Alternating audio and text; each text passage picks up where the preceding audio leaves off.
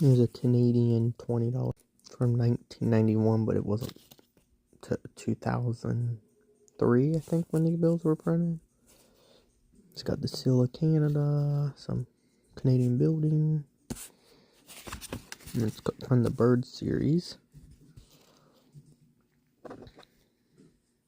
Common loon.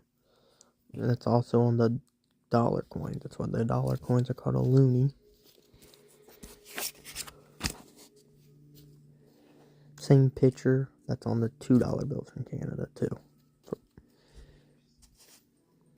From the 86 till they quit making them in 96. And then their coat has like textures.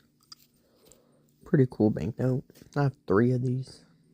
Same 20s. You can still spend them in Canada. It's just harder since they're old and they destroy them, but they still accept them.